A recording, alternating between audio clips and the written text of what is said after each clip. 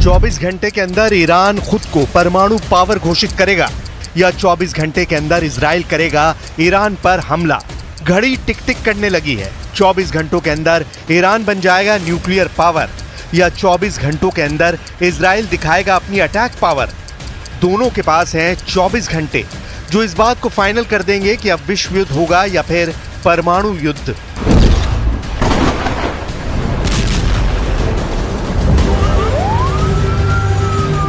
Iran और Israel की टक्कर में पूरी दुनिया फंस चुकी है और अब एक फैसला इस युद्ध को एक झटके में अंजाम तक पहुंचा सकता है। लेकिन वो फैसला ऐसा होगा जिसमें पूरी दुनिया के जल जाने का खतरा है।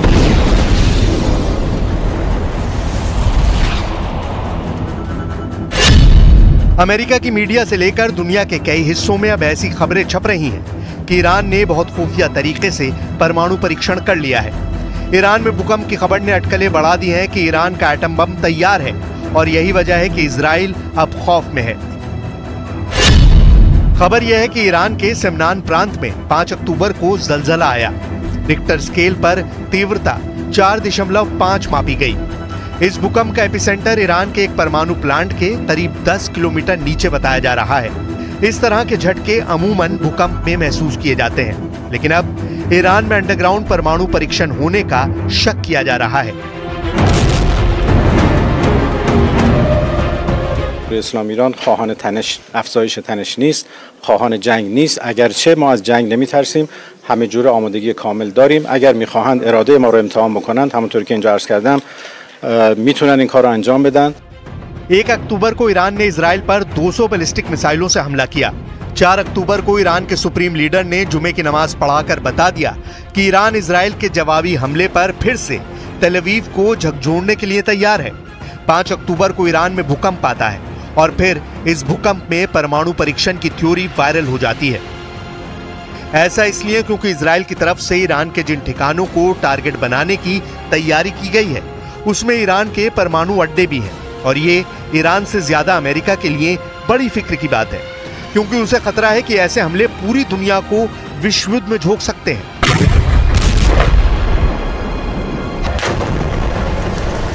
ईरान पिछले 20 सालों से अपना परमाणु कार्यक्रम बेहद सीक्रेट तरीके से चला रहा है। यहां तक कि अमेरिका को भी ईरान के सीक्रेट परमाणु कार्यक्रम के बारे में बहुत ज्यादा जानकारी हाथ नहीं लग पाई है। हालांकि 2023 में अमेरिका की न्यूज एजेंसी एसोसिएटेड प्रेस ने यह दावा किया कि ईरान ने अपना परमाणु प्लांट जमीन के इतना नीचे बनाया है कि अमेरिका की कोई भी मिसाइल उसे भेद नहीं सकती है। इस रिपोर्ट में दावा किया गया है कि ईरान तेहरान से करीब 225 किलोमीटर दूर नतांज न्यूक्लियर प्लांट के पास पहाड़ों में सुरंगें बना रहा है। ये सुरंगें जमीन में 260 से 328 फीट तक गहरी हैं, यानी यहां अमेरिका का कोई बंकर बस्टर बम भी काम नहीं करेगा। यूरोप के भी कई देशों की इंटेलिजेंस रिपोर्ट कह चुकी है कि ईरान परमाणु बम बनाने के इतने करीब पहुंच चुका है कि बहुत जल्द वो अपना पहला परमाणु बम टेस्ट भी कर सकता है।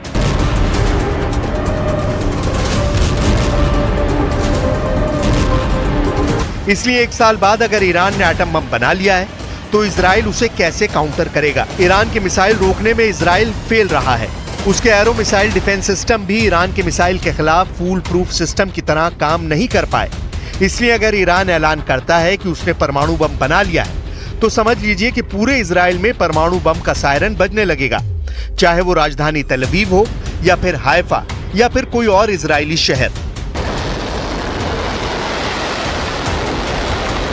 मैं इस वक्त इजराइल के तेल अवीव में हूं और यहां के लोगों में हमास के छोटे रॉकेट से ज्यादा डर ईरान की बड़ी मिसाइलों का रहता है।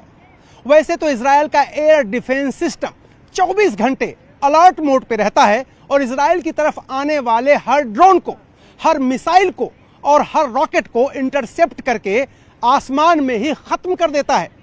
लेकिन फिर भी यहां के लोगों के मन में एक सवाल हमेशा गूंजता रहता है कि अगर हमला 1 अक्टूबर से बड़ा हुआ तो क्या होगा। ईरान के परमाणु ठिकानों को लेकर IAEA यानी अंतर्राष्ट्रीय परमाणु ऊर्जा एजेंसी की एक सीक्रेट रिपोर्ट पहले ही इजराइल और अमेरिका को बहुत ज्यादा डरा चुकी है। IAEA की सीक्रेट रिपोर्ट में दावा किया गया है कि ईरान ने 60% तक संवर्धित यूरेनियम इकट्ठा कर लिया है।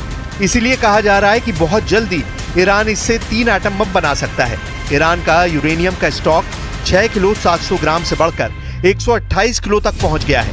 एक परमाणु बम बनाने के लिए यूरेनियम का 90% तक संवर्धन करना जरूरी है और दावा किया जा रहा है कि ईरान ने 60% तक संवर्धन कर लिया है। ऐसे दावे इजराइल और अमेरिका भी लगातार करते रहे हैं, लेकिन जब युद्ध के बीच हालात ऐसे हों और ईरान में आए एक भूकंप को परमाणु परीक्षण से जोड़कर देखा जा रहा हो, तो समझ जाइए कि इजराइल के लिए बैकफुट पर आने का वक्त आ गया है।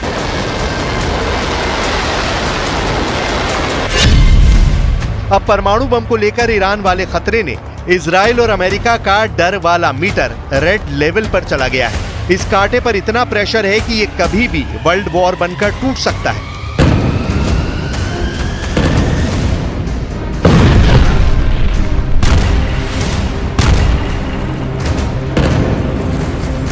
سیاست ما سیاست جنگ و ادامه تنش نیست، اگرچه برای اون آمادگی داریم. سیاست ما توقف درگیری ها هست و رسیدن به یک آتشبس عادلانه که مورد توافق، مورد قبول و پذیرش مقاومت باشه. ईरान पहले 13 अप्रैल को और फिर 1 अक्टूबर को दिखा चुका है कि उसके पास ऐसी मिसाइल है जो लॉन्च होने के बाद 400 सेकंड के अंदर इजराइल पर जाकर तबाही मचा सकती है। ऐसे में ईरान का एटम बम या कहें कि उसके तमाम परमाणु ठिकाने फौरन तबाह कर दिए जाएं, यही इजराइल का फोकस होगा।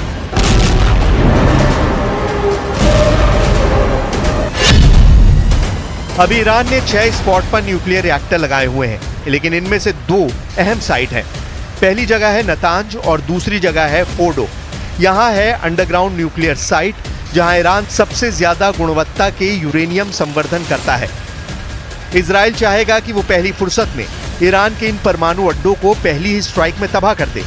ये वो जगह है जहां बेहतर क्वालिटी यानी बम बनाने के लिए बेहतर यूरेनियम तैयार किया जाता है।